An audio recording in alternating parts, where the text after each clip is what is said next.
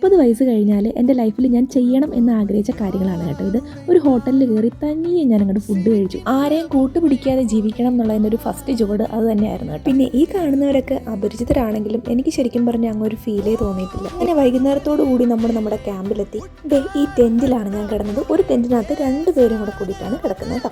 ശരിക്കും പറഞ്ഞാൽ ടെൻറ്റ് അത്യാവശ്യം നല്ല സ്പേഷ്യസ് ആണ്, നല്ല ചൂടാണ് കേട്ടോ ഇതിനകത്ത്. അന്ന് തന്നെ ഈവനിങ് നമുക്കൊരു കുറിഞ്ഞി വാട്ടർഫോൾ എന്ന് പറഞ്ഞൊരു ട്രക്കിംഗ് കൂടെ ഉണ്ടായിരുന്നു കേട്ടോ. അത് നല്ല പൊളിയായിരുന്നു.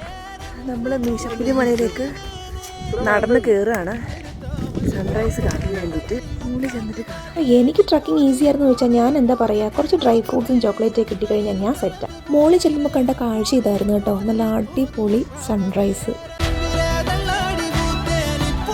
പിന്നെ കുത്തനെയുള്ള കയറ്റവും ഇറക്കവും ഒക്കെ ആയിട്ട് 9 കിലോമീറ്റർ നീളുന്ന ട്രക്കിംഗ്. അപ്പോൾ ഏറ്റവും ടോപ്പിലെ വ്യൂ ഇതായിരുന്നു കേട്ടോ. എന്താ പറയുക, അത്ര അടിപൊളിയായിരുന്നു. അടിപൊളി യാത്ര.